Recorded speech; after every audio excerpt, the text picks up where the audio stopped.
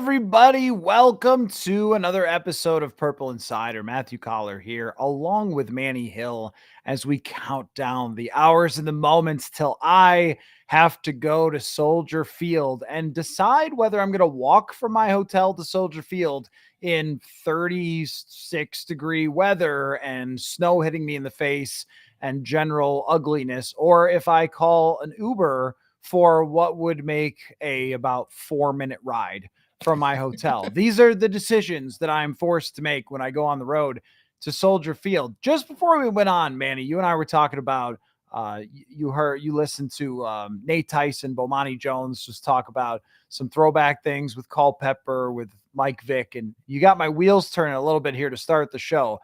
Have the Chicago Bears ever been fun since the 80s?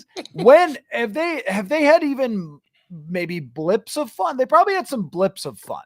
But I was just trying to think about like when we were growing up and Vic and Culpepper are the quarterbacks and stuff. What a great time to be in high school watching the NFL, right? But if you grew up watching the Bears, I've spent a week coming to understand how angry these people are and what is happening around Caleb Williams. And I kind of get it because I don't know that they have had entertaining football basically my entire life. And they thought that it was going to be this year. And it really hasn't been this year. Maybe only when Cutler had Alshon Jeffrey and Brandon Marshall. What's that? Just for a couple years. That's basically it. Yeah, it feels like they've had moments, but not necessarily like fun eras. You know, you look back in Vikings history, and we're going to talk a little bit about it when I pick my 5 favorite Vikings-Bears games of the past. But you know, you look back at the Vikings time. There's eras. You know, there was the Chili era with Adrian Peterson emerging, and then Brett Favre came along, and that was fun. And the Culpepper Moss era with Denny Green and Mike Tice. And, you know, obviously, if you're an older person, you remember the Bud Grant era of the 70s with the Purple People Eaters and everything and Fran Tarkenton.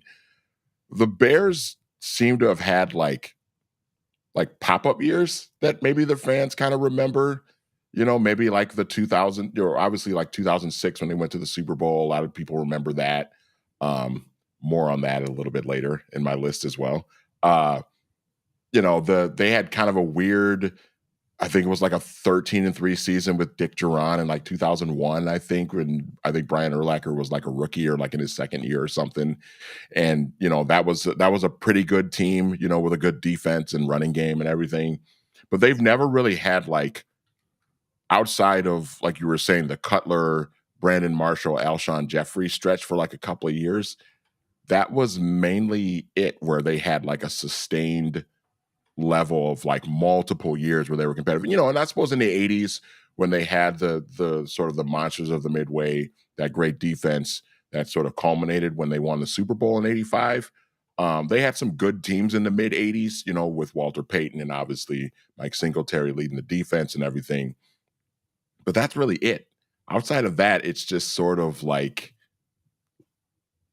the occasional pop-up year, and that's kind of it. Otherwise, it's just, you know, bad quarterback play, some years of good defense and bad quarterback play. But there's never really been that sustained long or multiple sustained long eras of Bears football where their fan base can look back and say, yeah, I remember those days. That was great, you know? Yeah, 2013, they were second in points and 8th in yards. And aside from that, when you go down, 85 is there because that was a good offense with Jim McMahon and Walter Payton.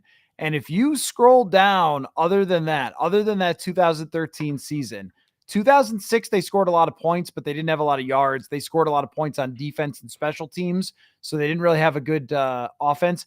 I think, let's see, 2018 with Trubisky, they were 9th in points and 21st in yards. So I can't find another season in their history outside of 2013 where they are in the top 10. And this is in the Super Bowl era where they are in the top 10. So just 2013 and 1985 in both yards and points. I mean, to Vikings fans, this happens like all the time, where at very least, as you mentioned, you're entertaining. 2022, Jefferson's your offensive player of the year, or even in some of the bad years under Tice, where Randy Moss is doing something, or Culpepper is at least entertaining. And this team, I mean, think how insane that is, that they have 2 seasons ever where they're top 10 in points and yards. You would think you would accidentally run into that one year where you just had an easy schedule and you scored some points and could be average. So I fully get it. Here's my question for you, and then we'll get into the main topic, answer questions and everything else. But and if you guys want to start throwing some questions in the comments, we'll definitely answer them. But the main question that I just can't help but ask every year, it seems, is how does this happen? Why does this happen? People talk about the Vikings curse and the kickers and all that sort of stuff. But how is it possible that one franchise for so long could absolutely fail to be even reasonably entertaining on the offensive side of the field? This already, even no matter what happens with Caleb Williams, it's going to be like an above average quarterback season for the Bears. It's incredible. Yeah, and I think that it correlates with just the long history of just bad quarterback play. I mean, typically, if you have good quarterbacks and you have good quarterback play, you're more likely to be, a top 10 offensive team. And the Bears, we know the Bears have a pretty extensive history of having like good defenses. Even when they've had terrible offenses, they've had some good defenses that have kind of kept them competitive in some games. But just the fact that they haven't had a true like franchise quarterback in half a century. I mean, even the year they won the Super Bowl, Jim McMahon was very good for them that year, but he wasn't like the franchise quarterback that they were building their foundation around. So I think just because of that lack of ever really, certainly in the modern Super Bowl era, never really having that true like franchise quarterback that was a starter for them for 10 plus years, they just you get stuff like Jim Miller playing games and Eric Kramer having a couple of years stretch of starting games for them, and Shane Matthews, and I don't know, Caleb Haney trying to win an NFC championship game for them after Jay Cutler gets hurt. Like Jay Cutler was probably the closest thing to that, right? Like that they had. And even his run with the Bears was what, 6 years, and that was really it. And he kind of flamed out at the end. Right. How many were even good? One Right. correction. I did find 95 with Eric Kramer. They were 8th and 9th in terms of points and yards. And in 89, they were 10th in both. So what is that? 4 seasons in the Super Bowl era. And when you look at their all-time quarterback list, I mean, I know you know this, but it's just bears repeating that they have not had a 4,000 yard passer. It is not that hard to get to 4,000 yards. It really, truly is not over a How did season. Cutler not do it? How did Cutler not do it? His highest was 3,800 in 2014. He also threw 18 interceptions. That might play a role. And Cutler is not the best season ever for them. That was Eric Kramer in that 1995 season where he ended up with 3,838, 29 touchdowns and 10 picks. That's a legit season for him in 1995.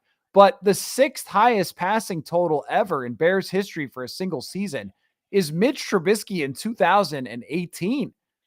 And then the 9th highest is Mitch Trubisky in 2019 when he lost the faith of the organization. Wow. What? Oh, I do boy.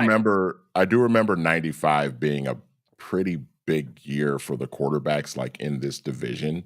It was the NFC Central at the time, but like Warren Moon had a big year for the Vikings that year. Brett Favre won his first MVP. Scott Mitchell was really good for the Lions that year, and you mentioned Eric Kramer too. So yeah, that's weird. The Trubisky stuff is hilarious. I can't believe that. No quarterback for the Bears has ever thrown for 30 touchdowns. I mean, 30? 30. Like 30's not that much. It's really wild. It's really Wow. wild. So this does tie into our general topic of the night. There's your general reminder that it could be worse. But what I want to know from folks is who this game is really bigger for, the Vikings or the Bears. And I'll set it up for you, Manny.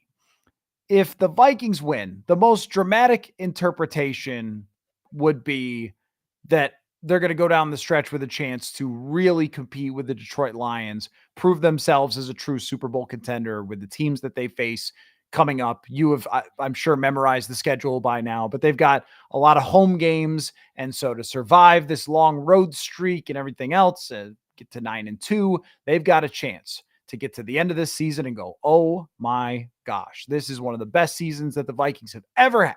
That's the most dramatic interpretation, is that you're on that path still at 9-2. And the most dramatic interpretation of a loss for the Vikings is that you are frauds and you will not survive the end of this. And you're going to be struggling for playoff position by the end of it. And that sounds a little silly, but if you go to 8-3, and then you face some better quarterbacks, if you let the Bears have a good day against you, who are you really going to slow down? And I'm saying it's over dramatic on purpose, but those are the extremes of it's not going to feel like, oh, you've got this, they're rolling to the end of this season, they're in great shape.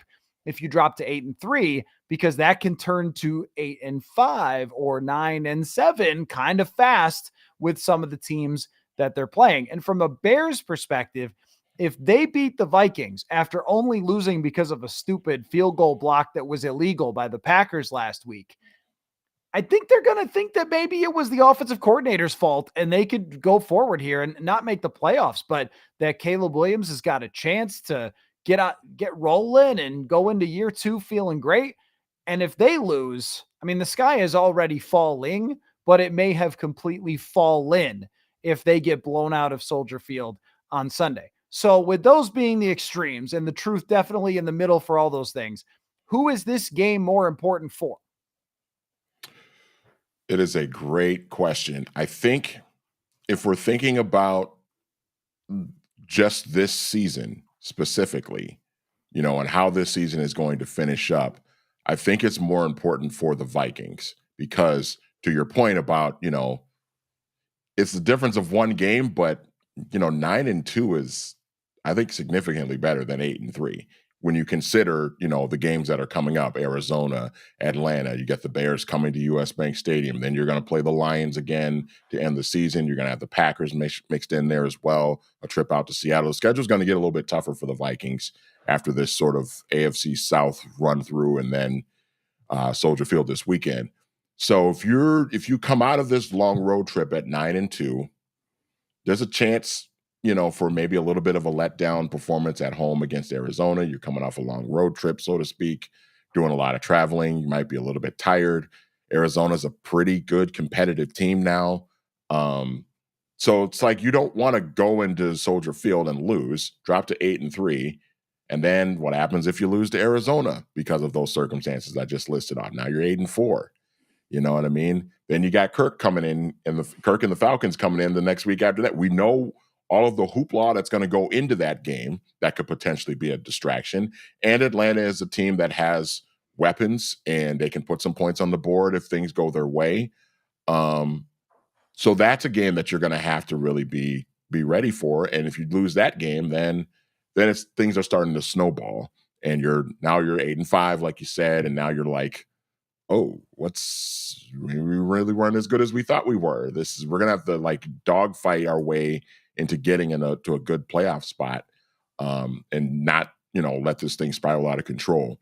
For the Bears, I think bigger picture, you kind of wonder like what a win would do for them long term in terms of, if the offense plays better against a pretty good Vikings defense this weekend. That builds some confidence for Caleb Williams and some of the weapons that he has. I still kind of feel like they're going to make a change at head coach at the end of the year, but you win this game, it can maybe propel you to finish the season strong because I don't think that the Bears are a playoff team.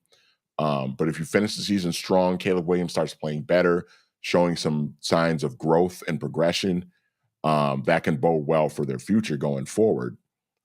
But a loss, I think, I think would just, for the Bears, would solidify the fact that, yeah, they're going to make a change in head coach, and it's going to be a completely different situation for them going into next season. It's really so much about just one player with the Bears for what they're going to be. And if they played well enough to beat the Vikings with Caleb Williams, the assumption would be that Williams has to play well. And it doesn't always have to be that way. They have definitely beaten the Vikings before without good quarterback performances. And Stay sometimes, yes, and sometimes with amazing quarterback performances that are really random. But if Caleb Williams can look good against a Brian Flores defense, the belief in Chicago would shoot up that all they need to do is change their coach, and that he's going to be able to navigate the rest of this and work his way through the ups and downs of the NFL and things like that. Winning, I don't know, is that important to Chicago for that. So this is why I would say it's for the Vikings, because if Chicago loses the game 23-27 and Caleb Williams plays pretty well in the game and survives Flores' defense, doesn't turn it over and take a bunch of sacks, comes out of it, yeah, Eberflus is going to look bad because they'll have lost the game and his defense will have gotten lit up to some extent. But in Chicago, it's just all about how that one guy performs. So if he has a good day and throws for 250, 2 touchdowns, no turnovers, and they lose, then everyone there should still be pretty happy with the result the rest of the year. They could go 4-13, but if Caleb Williams had good game after good game, they're not going to care because there's no investment whatsoever in this head coach. In fact, they might not want to win too much, because this kind of happened last year where Eberflus won just a little bit too much and then got to remain as the head coach of their team stupidly when they clearly should have just found someone to pair with Caleb Williams. If Chicago loses, I don't think that they're the type of team. I've never known them to be the type of team that gets rid of coaches in the middle of the season, but they would have to consider it depending on the strength of the loss. But these are two teams in very different spots, which kind of propels me onto the next thing I wanted to ask you about, which is I'm always thinking about the windows for teams and the team builds and things like that. And we talked a little bit about Kwesi adofo-mensah, Ryan Poles starting in 2022 and where they've gone with their teams. Knowing they're going to change coaches, knowing what you know now about Kevin O'Connell and his managing of Sam Darnold and what he can do with a quarterback, next 3 years, who do you think would be the team you'd rather bet on to, let's say, make an NFC championship appearance? If I told you in the next 3 years, I went forward in time, I put on these glasses and I went forward in time and I saw the future, and one of these two teams made the NFC championship, but I couldn't tell which because I had the glasses on, which team do you think it would be? In the year 2000. Yeah. Yes. Reminds me of that Conan bit. Conan O'Brien, yes. I'm going to say the Vikings because of the Kevin O'Connell factor in this, because it appears that they have the head coach in place already. This guy seems like he knows what he's doing. We talked on Monday about, all of the coaches that have been hired since 2022, Matt Eberflus being one of them. And KOC has the best record out of all 10 of those guys. And just about half of those guys have been fired already. Probably going to see a few more of those guys get fired after this season, if not during this season. And I think because you have that in place with your head coach and a GM who seem to be on the same page, and they've done a really nice job of kind of building this team to what they are now at this point. You've drafted the young quarterback already, and he's sitting and waiting for his time to take over. You're going to have cap space to work with, going into next year. I like what the Vikings are doing. The Bears, on paper, it seems like the Bears are in a really good spot as well. They've got the young quarterback that they've invested in. They've got weapons that they've kind of supplied him with. They've got a defense that's pretty good and is keeping them in some of these games, much like the Vikings. But to me, it's the uncertainty at the head coaching position. And okay, it's a good idea that they're probably going to move on from Matt Eberflus after this year. All right, but they still got to find the right guy. The next guy has to be the right guy. And it's not always guaranteed that that next guy is the right guy. You know, when they moved on from Matt Nagy and went to Matt Eberflus, the thought was Matt Eberflus was going to be the right guy. And as we've learned over the last 3 years now, it's probably not. So I think I would much rather be in the Viking situation now with the fact that they're competing this year, they're likely going to go to the playoffs. They've got the young quarterback that's waiting. They've got cap space to work with. They've got a head coach who seems like he's really in tune with what he's doing. They seem to have all of the pieces to set them up for some competitive runs over the next several years. I think I agree with all that. And there's like a theoretical versus reality type of, or versus maybe practicality type of discussion here, where if these glasses were looking at theoretically, the Bears should be the answer. Their quarterback was drafted higher, and theoretically he has more talent than JJ McCarthy does. And they have used their cap space, but they still have more. And they can continue to stack because that's what teams who tank are able to do. And when we look at the other tanking team in the division, let's see, they are the best team in the NFL. And that's the Lions. So theoretically, if you do it right, and Caleb Williams' talent comes to fruition, the full capabilities of this man's raw talents, that should be a juggernaut that everyone is terrified of that could become Buffalo. And it's so funny how organizations change very quickly, because I was there in Buffalo and they were a joke, a total laughingstock that missed the playoffs for something like 19 straight seasons. And then now the premier franchise in the NFL because of one awesome, unbelievable quarterback. And so the Bears, we can laugh that Eric Kramer was the last good quarterback they've had in 1995, but you're always one quarterback away. And if it's him, it's a problem, because they do have a lot of talent on that team. Rome Odunze is shown to be a good player, and DJ Moore is a good player. And they do have good defensive players that they've drafted or signed or extended or whatever. But then there's the practical common sense part of me that thinks, you know, the way that the Vikings have built their organization, with Kevin O'Connell, with Kwesi Adofo-Mensah, and the decisions that they were able to make this last 2 off seasons, really, who to move on from, who to bring in, moving on from Kirk Cousins, but also the guys they brought in an unbelievable free agency class. They probably have 4 or 5 of the top 7 free agent signings in the entire NFL last year. People sort of forget that Sam Darnold was a great move for them, that other teams wanted Darnold and they paid him $10 million to get him here. And it could have been Jacoby Brissett, or it could have been who knows, Gardner Minshew, or somebody who was just super mid and had no high end. And maybe we'd be looking at 5-5 right now, but instead it's 8-2, because this dude's got a cannon, and the vision of the head coach that was brought to life for the offense and what he's been able to do. All of that seems like it should work better. It seems Philadelphia-ish. It seems San Francisco-ish, where you could point to their busts. Jalen Reagor was a bust. Who was the Todd Benson? Who was the running back that San Francisco drafted? Bob Benson, whoever it was. He was no good. Like these teams have busts, but they went out and got veterans and things like that and built their teams around rookie quarterback contracts.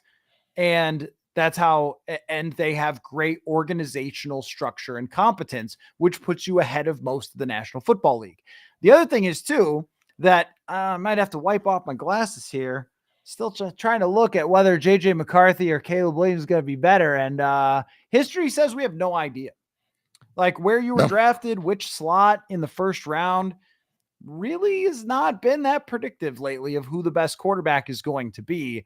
And that, I think, gives every chance for the Vikings to be right there. But I still have to, that's why it's such an interesting discussion, because it should be the Bears. The answer should be the Bears, the way that all pro sports seem to work, which is teams tank, then they rebuild, then they win. But I also think that the Vikings are a few games away from declaring mission accomplished on competitive rebuild and saying, like, we did it. We're a competitive team and we're going to be here for a long time from now. And these guys they signed, Grenard, Van Ginkel, Cashman, they're under contract. They're going forward. So there's a lot to work with here. As long as they sign that $18 million right guard, then they're going. But it's a really great question. Mustin Sir, who I would love if you have really good questions. If I'm saying your name wrong, please let me know. Is JJ McCarthy ceiling Brock Purdy-esque or maybe more? He's a more physically gifted quarterback than Brock Purdy, but if he puts up Brock Purdy MVP numbers and goes to the Super Bowl, that's a pretty amazing ceiling. That's I never know what to make of things like that. Like he's not Brock Purdy. He's huge and he's got a monster arm. He's not Josh Allen huge, but he's a big kid with a huge arm. 5-star prospect who went to the fake high school for kids who play sports and stuff. I mean, I don't know. It doesn't really sound like the 7th round pick, Mr. Irrelevant from Iowa State. So it's going to be different. Though I don't know if the play style is going to be similar, but I mean, I don't know what his ceiling is a quarterback who could go to the Super Bowl as everyone's is that gets drafted in the 1st round, I think. Yeah. I mean, you mentioned the physical tools. He's got a strong arm. He's a good athlete. You know, he can run a little bit. He's big. He's not Anthony Richardson big, certainly, but he's got good height. He's about 6'3". He's probably a solid 215, maybe 220 pounds. And he might, as he kind of grows and gets older, we forget he's only 21 years old. So he's going to continue to sort of like grow, and his body's going to feel a little bit. He's going to get stronger. He might put on a little bit more muscle. So by the time he's 24, 25 years old, he might be a 6'3", 225-pound quarterback. And that's kind of the prototypical size that you want from a lot of these guys. Plus you've got the physical tools. He was drafted fairly high in the top 1/3 of the 1st round. I think the ceiling has a chance to be more than Brock Purdy from the standpoint of maybe it's a little bit longer of a sustained level of success. I think, Brock, you and I, we both like Brock Purdy a lot, but we can both admit that, the surroundings have really kind of elevated Brock Purdy a little bit, and he deserves a lot of credit for taking advantage of that and delivering and being better than Jimmy Garoppolo ever was in that same situation. So, Brock Purdy deserves credit for that, but you also have to think sometimes there's a reason why those guys don't get drafted very high. There's always a swing and a miss. Tom Brady probably should have been drafted higher. I think that's fair to say. A little higher, you think? Yeah. A little bit higher, maybe. But yeah, I mean, I think there's the ceiling. It kind of goes back to what you were saying about, the perspective on what the ceiling actually is. You know what I mean? If the ceiling is going to the Super Bowl and being in the MVP conversation once in a while, or that year that you go to the Super Bowl, in the case of Brock Purdy, then yeah, I think JJ McCarthy could potentially be that. But if we're talking about a guy that is going to be your starting quarterback for 10, 12 years, I would probably bet on JJ McCarthy being that a little bit more than Brock Purdy. And I could be wrong. Brock Purdy they might sign him to a contract and he might keep this thing rolling. But my bet would be that JJ McCarthy's maybe a little more likely to kind of sustain that level of sort of franchise quarterback play for a decade plus. Well, I am curious to see if they sign him to an extension because the whole foundation of that is built on paying everybody else except for the quarterback. This is why you move on from Kirk and draft JJ McCarthy, is because that hack is still very much real. And so I don't really love Scouty terms like ceiling because I just don't think it's very descriptive. I think it's something that you hear during draft season. So you can kind of just give a very basic, quick television take of, well, this guy's ceiling's really high. I mean, they would have never said that about Brock Purdy, and he took a team to the Super Bowl and had one of the best seasons in the NFL last year and was deserving to win MVP. Well, that's it. His ceiling is going to the Super Bowl and almost winning MVP. But the question for me is always, what does it require for a quarterback to lead a top 5 offense, which is your ticket into being a Super Bowl contender? What does it take around a quarterback to get them to the Super Bowl? And how many chances during a lifetime might that quarterback have? So think of JJ McCarthy through those two lenses of what might JJ McCarthy need to have a top 5 offense. He's got a lot of that already in the infrastructure, but also from a skill set perspective, what no one realized about Brock Purdy is that he is a wizard. Like, he's a playmaker and he sees the field incredibly well, and he's got guts and he's got anticipation and all those perfect things for that situation. And when people knock guys who do that, or like Jared Goff, my mind explodes. Like, what? He's doing something wrong for you? This isn't good enough. This isn't good enough for you. But you can also say that outside of those circumstances, it would not look like that. So what does he need? He probably needs Kyle Shanahan, 2 of the best receivers, maybe the best left tackle in the history of the game, an MVP candidate running back. He probably needs all those things to play at that type of level, whereas Josh Allen does not need all of those things. I think McCarthy would need less of those things than maybe Brock Purdy because he has more physical skill, because he has a stronger arm. The mobility of Purdy and playmaking is similar. I think both of them scramble around, but the pure talent is probably a little bit more with JJ McCarthy at the best version.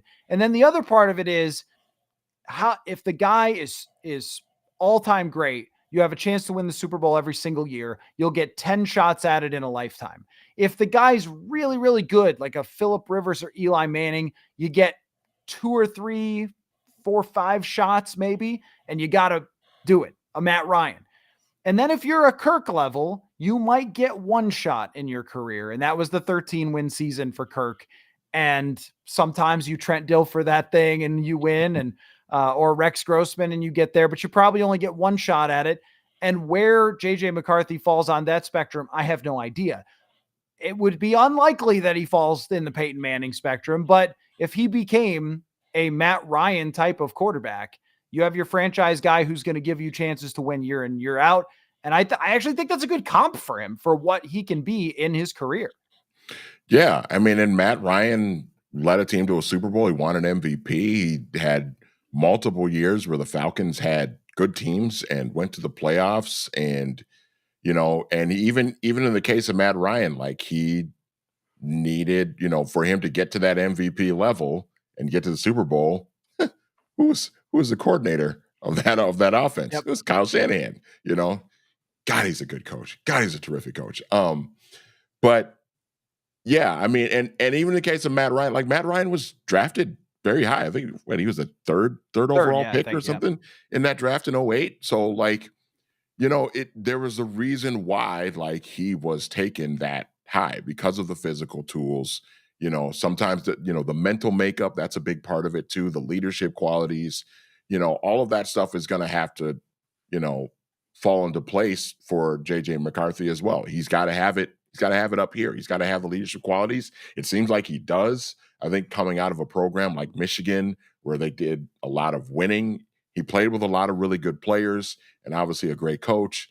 But, he had to have this up here as well to kind of be a leader of that team. And it culminated with him winning a national championship. So he's got a lot of that stuff too. And I think you just have to kind of let this play out and just see what happens. Obviously, what the Vikings do over the next several years to try and help him develop and everything, that's going to be a big part of it as well. But it seems like he's got the goods, and you just have to let it play out and just kind of see what happens. Yeah, there's another category of that, which is guy who can definitely only succeed on his rookie contract. And I don't know if Purdy's going to be that guy. I tend to think he's a little bit better than that. And he's a resilient player. And I also think that this year, his performance is being overshadowed by their win-loss record. They've lost so much around him. And I mean, you have receivers out for the year. You have no McCaffrey at all. And I mean, even Mahomes without anything around him barely wins a lot of these games. And they've lost a bunch of them at the end. They lost the Arizona one at the end. They lost the Seattle one at the end.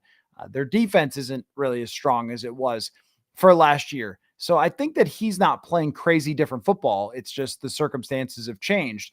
So in the worst case scenario for McCarthy, what the Vikings will be hoping is that he still meets that standard, which is a Jalen Hurts. I would throw out a Baker Mayfield who won 11 games and was a play or two away from beating the Chiefs, a Chad Henne fourth down pass and Chad Henne scramble away from beating the Chiefs in the playoffs. That team, if it was competent, could have won with Baker Mayfield. He's that level, but on an expensive contract, it's a lot harder to win with that guy. That seems like a worst case scenario from what I've seen so far of JJ McCarthy, but you know, he's got to play the games going forward in the future. It's an interesting question though. Rascal Lover says, what would be the future? What would the future have been if Ryan Poles was hired as GM and KOC as the head coach? It might not have been as different as you think, because the owners of this team did not want to tank. So unless the owners of the team were going to change completely from what they did with Kwesi Adofo-Mensah, I don't know that the plan would have been different. Maybe some of the execution would have been. I don't know if you think Ryan Poles is an amazing drafter or not. I think when you draft twice in the top 10, it makes you look good. Sometimes from tanking, that has helped them, has have a lot of draft picks. But if he was asked to do the same exact thing, I don't know. Truly do not know. 2022 draft, you could tell me all day long. Yeah, I get it. But in the big picture, let's zoom out and not look at one individual move or draft pick or anything else. And I just tell you, your first year of your competitive rebuild with all the older players wins 13 games. Your second year with your starting quarterback, you're 500 with backups. You end up in a position to draft your franchise quarterback the following season. You move on from your expensive quarterback. You get the cap right. You make some free agent moves. You draft the guy, and you're 8-2 in year 3. I don't know what you're supposed to do better than that. So I don't know what it would have looked like. Now, if they had completely tanked, now that's a different discussion. If they had completely tanked, I don't know. Is CJ Stroud the quarterback? Is Anthony Richardson the quarterback? Maybe. If they had completely tanked, maybe. Yeah. I mean, well, and I think you also have to think like, okay, if it's Ryan Poles, does Ryan Poles make the decision to hire Kevin O'Connell? Or does he go the Jim Harbaugh route? Like, I don't know. Like, or Matt Eberflus. Matt Eberflus. Yeah. I mean, he hired Matt Eberflus in 2022. Yeah. So, like, yeah. I mean, I think there's so many factors that, you know, I don't think you can just look at that in a vacuum of just like switch Kwesi with Ryan Poles and, you know, how much different would things be? Because there's kind of a domino effect there of, you know, Kwesi and Ryan Poles are two different guys. They have two different, you know, philosophies on how to do things, how to communicate with people, sort of the things that they're looking at when they're thinking about drafting certain players, going into free agency, the way they negotiate with people, it's all different. So all of those things would have sort of a domino effect on what would happen going forward. So it would be interesting to see how that would play out, but I don't know. If they had tanked and just sold off every single part they had and tried to lose on purpose in 2022, they probably would have won some games because the division had another tanking team in it. But let's say the Bears went competitive rebuild instead. So you're the tanking team. Then that does lead you to the CJ Stroud and Anthony Richardson and Bryce Young draft. And 2 out of 3, I still feel good about Richardson. And I was happy for him just personally after he got treated in a stupid way over checking himself out of the game. And then that became a thing. And it felt like they benched him because of that, not because it made any sense. So then he has this great game against a tough Jets defense. I think with someone like Kevin O'Connell, that dude would have been really good eventually and handled correctly along the way. And then if it's CJ Stroud, oh my God, like your franchise is just in a ridiculous place. It would have been really tough for them to tank with Justin Jefferson, because we saw he made Nick Mullins and Josh Dobbs look good, especially Mullins didn't play as much with Dobbs. But if they had gotten to the top of that draft, they would have done that. And then they probably would have done the same stuff. They would have gone out and got players like Cashman, and they would have gotten players like Andrew Van Ginkel and Jonathan Grenard, and spent the money and made a trade like TJ Hawkinson. It's not really that different. Like their Montez Sweat trade is the TJ Hawkinson.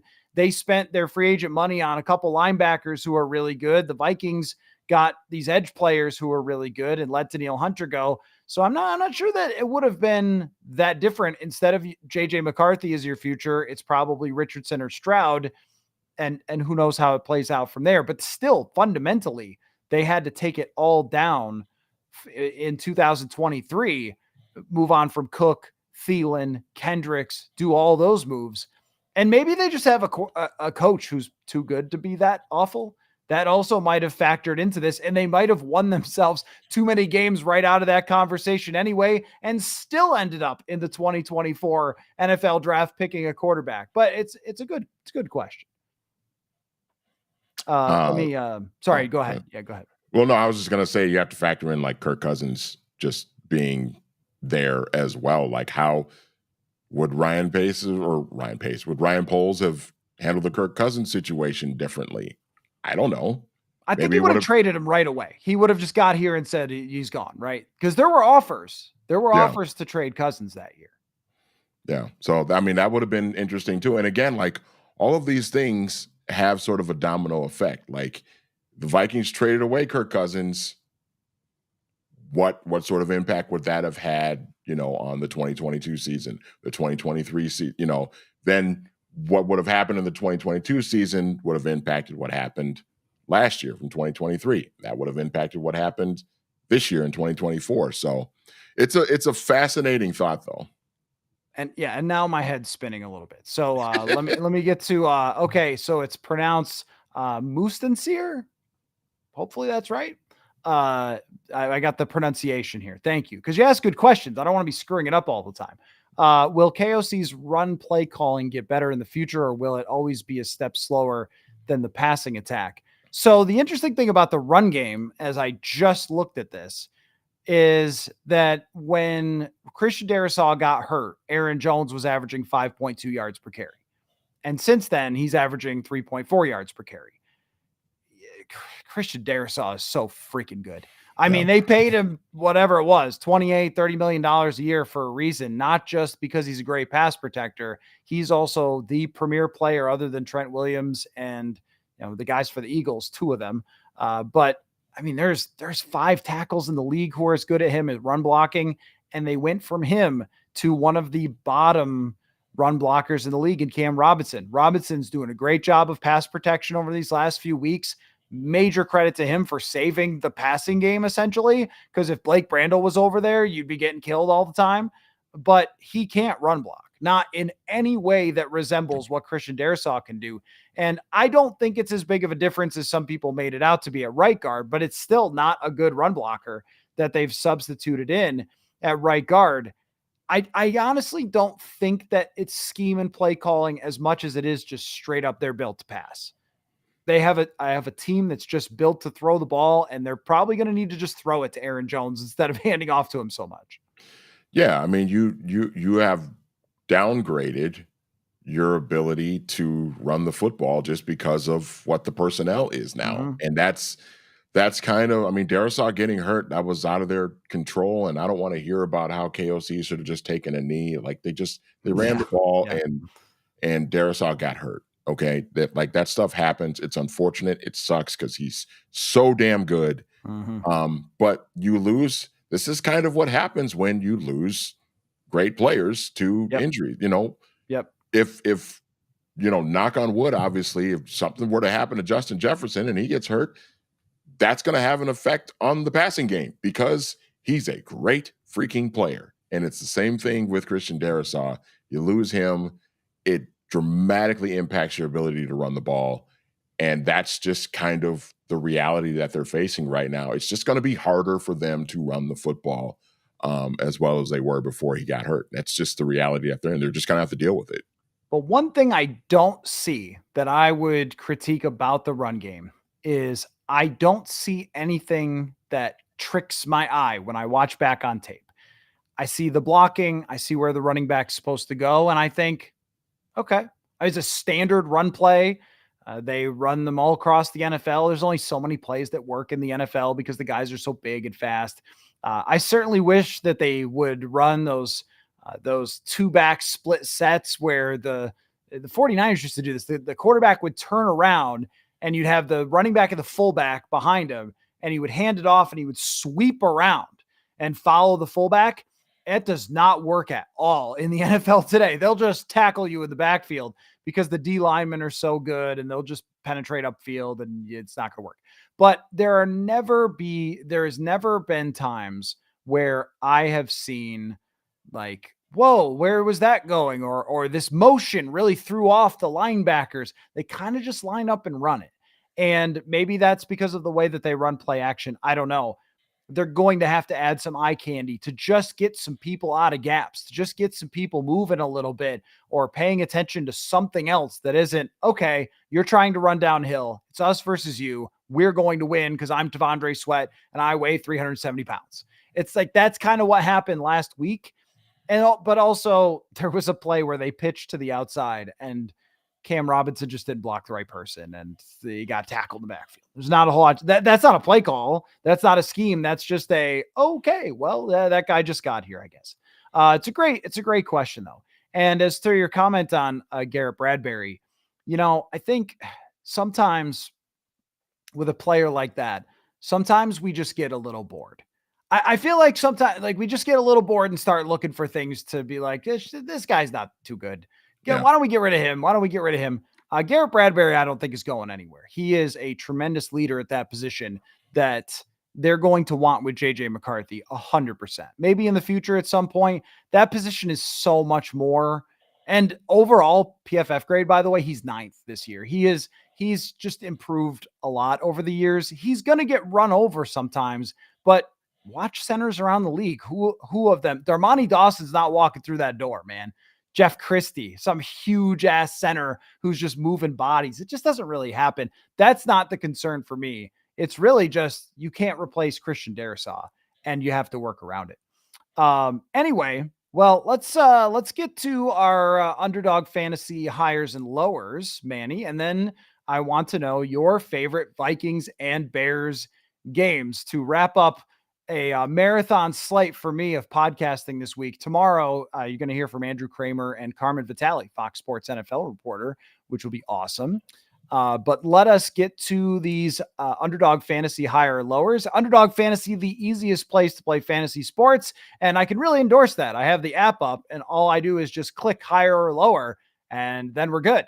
We love the pick'ems here on the show. You can get up to 20 times your money if you go 5 for 5 and just sign up with the code PURPLE to claim your special pick and first time deposit offer up to $1,000 in bonus cash. There are all sorts of different ways to play fantasy, every single sport, college football. You got everything there. And you must be 18 or older. Terms apply. Concerned with your play, call 1-800-GAMBLER or visit ncpgambling.org. Side note, can't wait to see Indiana and Ohio State this weekend. Very, very interesting in that game. We will see how that goes. Our friend Courtney Cronin will be locked into that one as an Indiana alum. So here is the decision, Manny. Would you go higher or lower on Samuel Darnold for 227.5 passing yards? Higher. How about Justin Jefferson, 83.5 receiving yards? Oh, that matchup with him and Jalen Johnson is going to be so much fun. Oh my gosh. Sign me up. Get your popcorn out. I'll say higher. Okay. The Bears do have a good pass defense, so I'm curious about how they try to navigate that. Now, on the other side of things, Caleb Williams, his passing higher or lower is 205.5. And here, I'll add this in for you.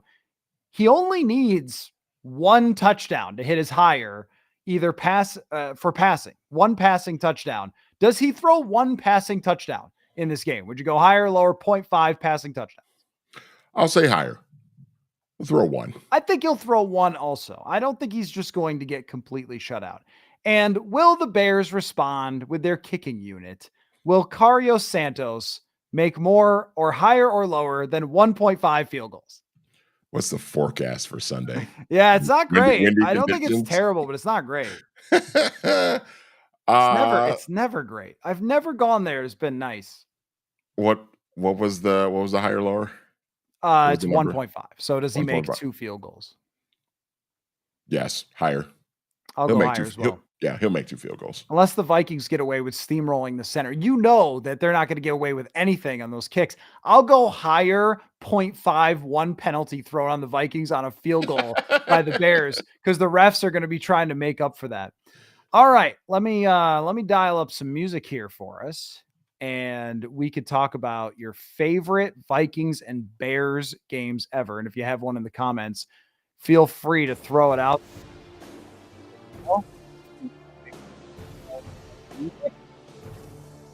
Where do you want to begin? The history is so crazy. Yeah. Where would you like to begin, Manny, with your favorite Vikings and Bears games ever? Number 5 on my list. I'm going way back to my favorite NFL season ever. You know what year this is, Matthew Coller. 1994, Week 14 at the Metrodome. The Vikings defeat the Chicago Bears. They come back from 8 down in the fourth quarter to beat the Bears 33-27 in overtime. A 65-yard touchdown pass from Warren Moon to Chris Carter is the winner. The Vikings actually were in danger of losing that game in overtime, and it was Kevin Butler, the kicker of the Bears at that time. Pretty good kicker, actually, in his own right, but missed a field goal in that overtime. Otherwise, the Bears would have won that game and sent the Vikings to a 4th straight loss, which would have dropped them to 7-6. So it was a big win for the Vikings. They needed it. They had lost 3 in a row to a couple bad teams, like a bad Jets team and a bad Buccaneers team at home. So they needed to get back on track, and that was a huge one for them. And I remember my 10-year-old self, when Carter scored that touchdown to win it, I was ecstatic. I was happy that they won, but sort of relieved that they won as well, because they had not played well in a while. So that's number 5 on my list. The Warren Moon, just in general, that era was not fruitful as far as playoff wins, but rewatch is fun. Like there's a lot of crazy games. Their defense isn't that good. And he throws for a ton of yards, and the receivers are great. And Moon still has the cannon. It was a great time. And I have rewatched that 94 game. Kevin Butler with the single bar. Bring back the single bar kicker. Yep. Minnesotan Steve Walsh was the starting quarterback for the Bears in that game. Oh yeah. So number 4 on the list is going forward a couple years now to 1999, Week 10 at Soldier Field.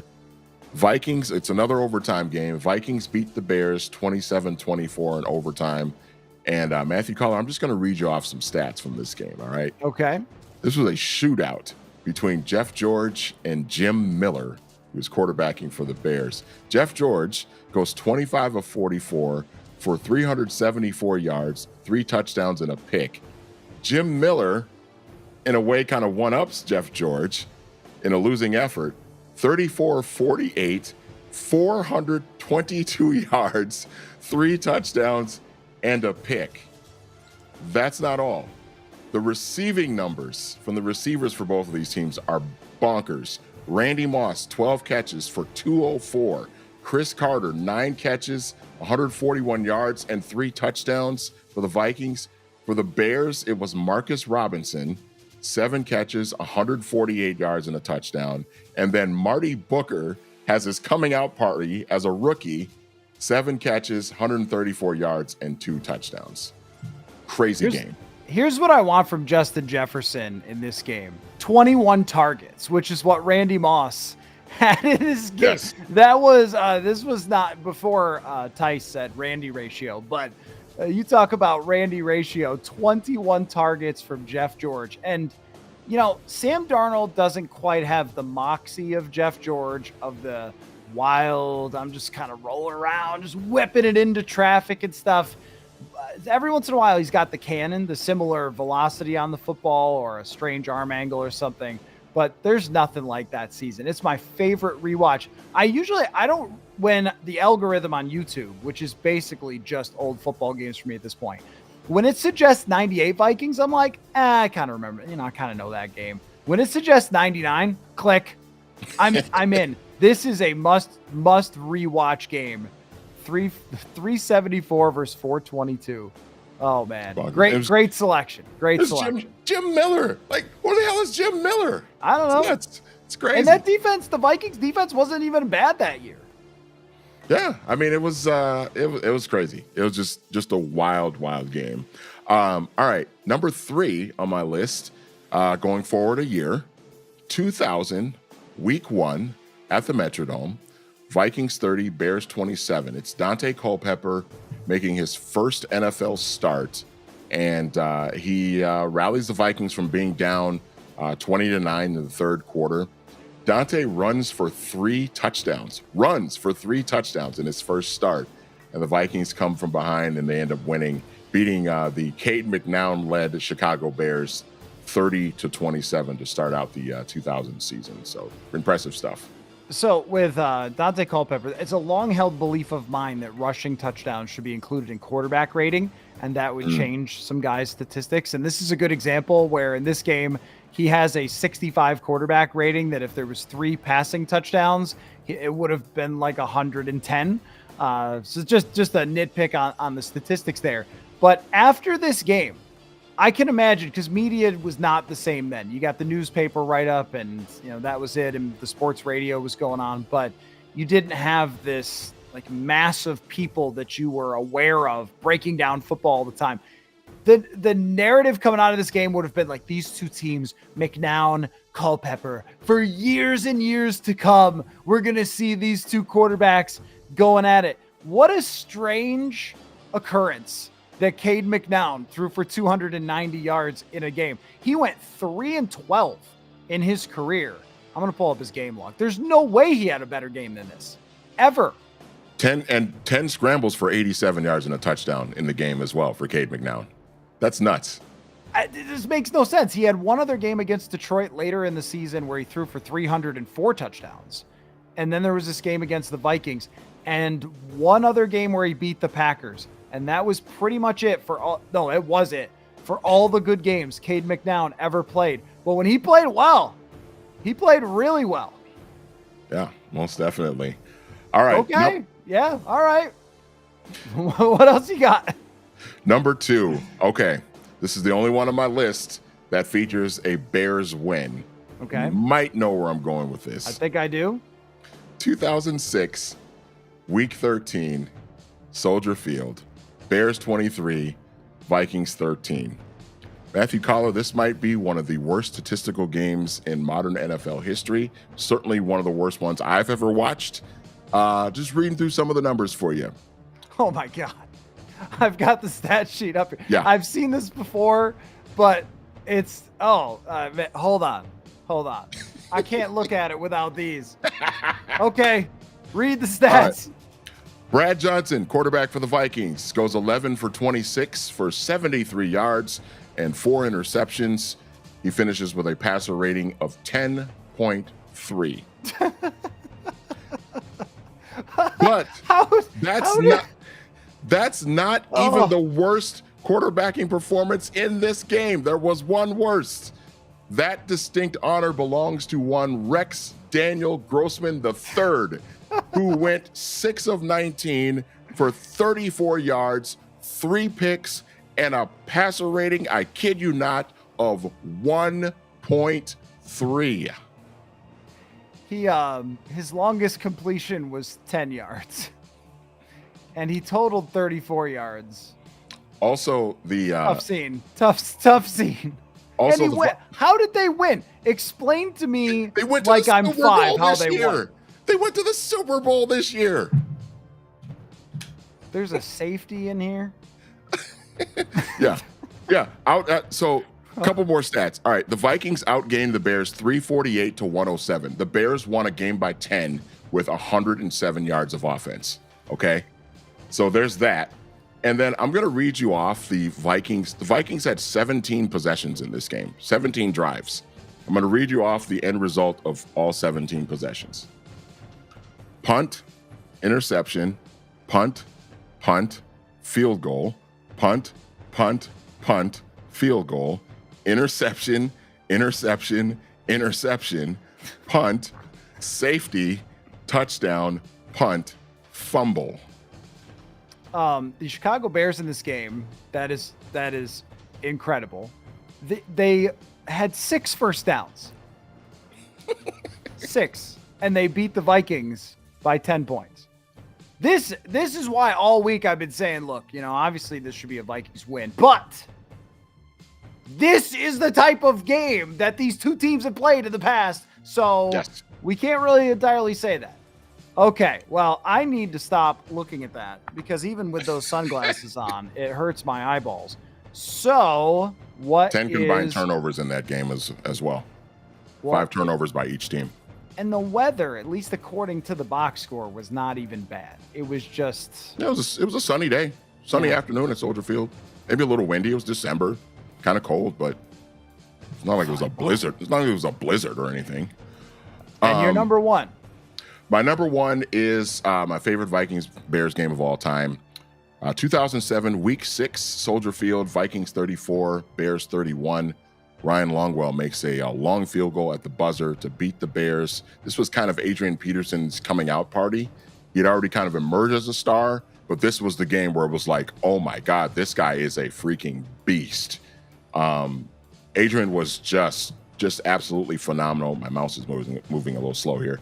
But Adrian Peterson, 20 carries for 224 yards and 3 touchdowns. Chester Taylor also a modest 22 carries for 83 yards. The Vikings ran the hell out of the ball in this game between those two guys. And Adrian even had a long kick return after the Bears had tied it up. He had a long kick return to get the Vikings in position. They ran a couple plays, got in a field goal range for Ryan Longwell. And he makes how long was that field goal that Longwell made to win it? 55 yards at Soldier Field to beat the Bears at the buzzer. And that was a big win for the Vikings. They needed it. They had lost 3 in a row going into that game after starting out the year in Washington with a win. So that was things were starting to get a little negative with Brad Childress at that time. And they needed that win very desperately, and they got it at Soldier Field. It's a big win for them. I'll give you two quick things. One of them for just my time covering Vikings-Bears, of which I was introduced very quickly in 2016 into what that can be like. The first game, as everyone remembers, was the one where they blew it to a 1-6 Bears team and kind of got run over in that game. And then Norv Turner quit, Mike Zimmer's eyeball popped out, and all hell broke loose on the 2016 Minnesota Vikings after that. But the lesser remembered Vikings and Bears game is week 17, where a protester hung from the ceiling of the roof, technically a truss. And I remember it must have been after a kickoff because I was bored. Matt Barkley's starting the game, and I get up and I went to the restroom and I'm walking, and there's this long hallway where you can see out, but you can't quite see the field, but you can see out into the crowd and everything else. And I'm walking. I look to my right and I see a person dangling. And I took a picture of it. And I was like, well, they're not supposed to be there. I had no sense of what was happening. I was like, they're not supposed to be there. What the heck is going on? It's one of those things.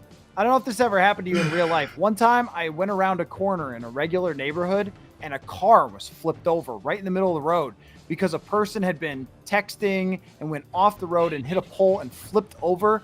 But it was a place where you'd never expect it, and your brain just breaks for a minute. Like, what did I just see? And the same thing is there, where you're just like, oh, the hell is going on there? Right? And then the poster, and you're trying to figure it out. What are they trying to say? And they're removing the people underneath, and they're not showing it on TV. So we're all trying to convey Yes, there's a person up there on social media, but if you're just watching the game, you have no idea. And then Brian Murphy, the GOAT, honestly, the most courageous reporter I've ever met. Like, he would do anything to get what he's looking for. He's incredible. Somehow finds the protesters' phone number on the internet based on, I think, what they had on the sign or something, that he like just Googled it and found their phone number and calls the protester who's wearing a Favre jersey and is dangling, and they pick up the phone. And Murph has a short discussion with the dangling human being while the Vikings are playing a football game. They didn't stop the game, which is also crazy to me. This person snuck enough into the stadium to have a huge banner. I mean, I was sitting there thinking, after I got my bearings and figured out what's going on, I'm like, does this person have weapons, or like what else did they sneak in here? And Murph's like, hey, so what do we protest? It was just completely insane. And it was myself and Derek Wetmore, who you and I used to work with, and Judd Zolgad. And so me and Judd were like, you should stay up here in case the person falls. I mean, like, really, because they were going to take them down and arrest them after the game. And so Derek stayed up to watch just to see if anything crazy happened, and then he could report on it if that ended up happening. Now, the addition to this story is that on the field below, of which no one is looking at, because who bleeping cares at this point, right? The Chicago Bears score a touchdown with Matt Barkley in that game, which is not anything exciting. However, they ran a play that turned into the Philly special to score that touchdown. That is where the Philadelphia Eagles got it from, and then ran it in the same end zone in US Bank Stadium to win the damn Super Bowl. That play from the Bears to Matt Barkley as a protester is dangling from the ceiling. I remember Vikings-Bears, everyone. I remember the Bears doing that play, but it never, because that play is now it's in my head now. Now I remember seeing them do that. Yep. I never had put it together that the Eagles then took that play and did it in the Super Bowl, ironically in the exact same end zone at US Bank Stadium in the Super Bowl. Wow, that's crazy. And I remember the protester. I don't remember the Murph part of it. That he actually like got a hold of that person on the phone. That is wild. That's amazing. Not even the craziest thing Murph has ever done to report. But yeah, then the following year is 2017. And that was Sam Bradford trying to come back. And he goes out there and he can't move.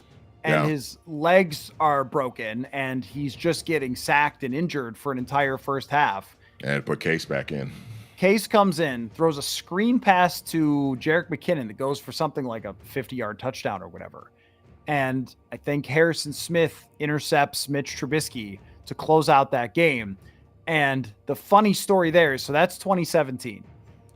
After Case Keenum played against the Steelers, it was so bad that Judd and I were talking about, can they get any other quarterbacks in here? Like, this team is too good. They've got to go get somebody. Would Zimmer sign Colin Kaepernick? Like, this is a real discussion on Sports Saturday that me and Judd are having because it was so bad.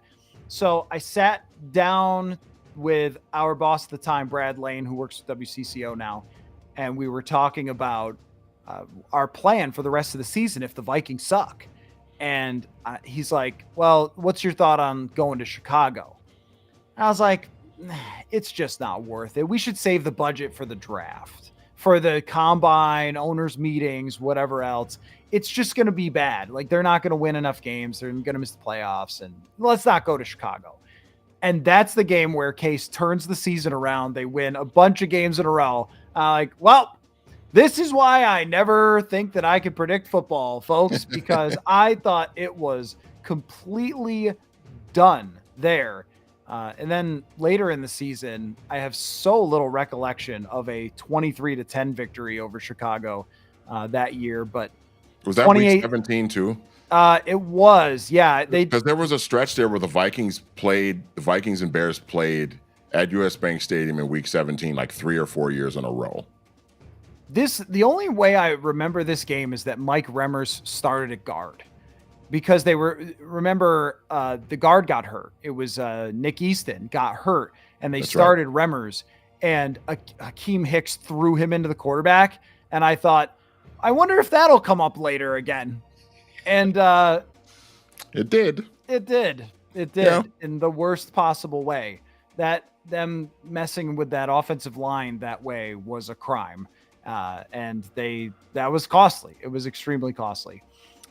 If you watch the episode that I recorded with Courtney Cronin, the 2018 story about Rick Spielman sitting behind me and Courtney as they melted down and us trying to protect our tweets because Spielman's sitting right behind us.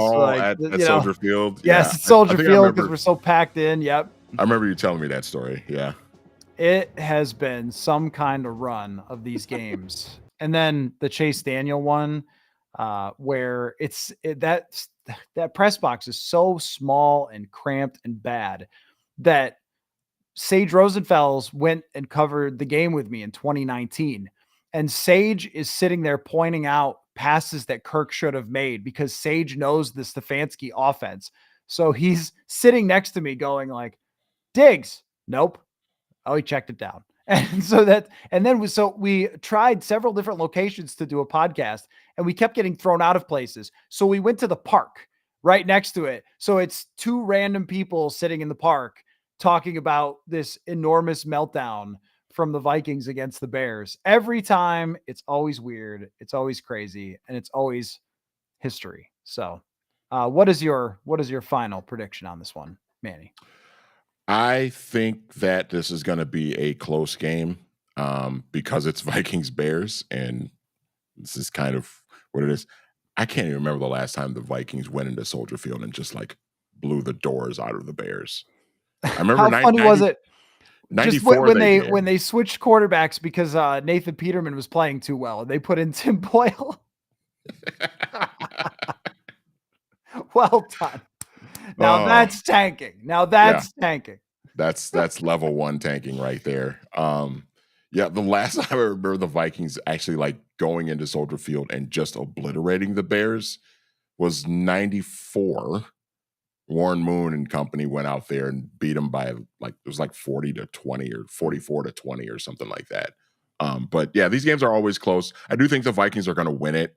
But it's gonna feel like a 24-17 kind of thing. And I think Darnold will play fairly well. And I think the Vikings defense is just going to be too much for Caleb Williams in that offense. The Bears have the 7th best quarterback rating allowed on defense, which makes you wonder a little bit. They've been able to mess with O'Connell with some different coverage looks at times that maybe they didn't put on tape before. So it'll be a battle. Something goofy will happen. Maybe I'll have a new story to come back with after this, or maybe we'll get our first routine Vikings-Bears game. I don't know. But a really fun week, as always, with you, Manny. And on Monday, you will pick the remainder of the Vikings schedule again, as always. Last week, you had them really rocking the end of that season, so we will see what happens then. Thanks, everybody, for a very fun week leading up to this. Go check out the episode with Courtney Cronin. It's as good as you would expect. Robert Mays, also from The Athletic. Those videos are up tomorrow. Andrew Kramer and Carmen Vitale of Fox Sports. So subscribe, click, tell your friends, whatever. It's been a really fun week leading up to this one. Thanks again, Manny. And thanks everybody else for watching and listening. We'll catch y'all later. Football.